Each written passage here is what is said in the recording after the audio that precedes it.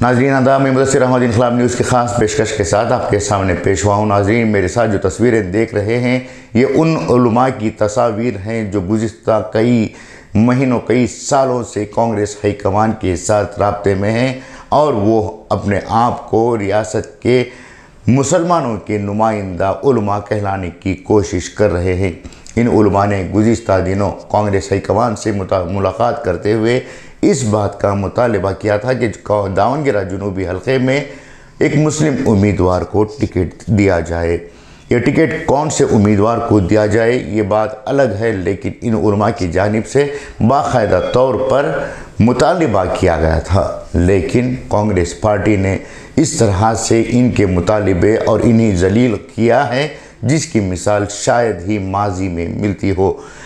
गौरतलब बात यह है कि गुज़िश्ता कई महीनों से इन उलमा ने मुसलमानों का नुमाइंदा बताकर कांग्रेस पार्टी के साथ राब्ता कायम किया हुआ है, लेकिन इन्हीं उलमा को कांग्रेस पार्टी ने जिस तरह से जलील करते हुए इनकी दरख्वास्त को मुस्तरद किया है वो मुसलमानों के लिए शर्मनाक बात है। इन्हीं जलील करना सिर्फ इन्हीं जलील करना नहीं है बल्कि पूरी मुस्लिम उम्मत को जलील करने के बराबर है। यकीनन इन उलमा ने अपनी जानिब से कोशिश की थी कि वो किसी भी तरह से मुसलमानों के लिए अपने मुतालिबात को पूरा करवाएं, लेकिन इनकी बात को मुस्तरद कर दिया गया। वहीं दूसरी जानिब इसी कांग्रेस पार्टी के सुरजेवाला ने कहा कि कांग्रेस पार्टी किसी ये कौम या ज़ात के लिए नहीं है और ना ही किसी कौम के लोग या उलमा या उनके लीडरान कांग्रेस पार्टी को ब्लैकमेल कर सकते हैं।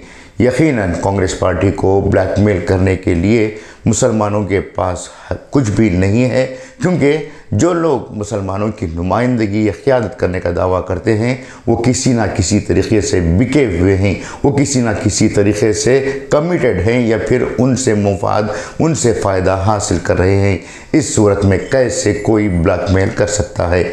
इस सूरत में आम मुसलमानों की ज़िम्मेदारी बनती है कि जिस तरह से उलमा की तौहीन की गई है, जिस तरह से मुसलमानों की तौहीन की गई है, उस तौहीन का बदला लेने के लिए कमर बस्ता हो जाएं।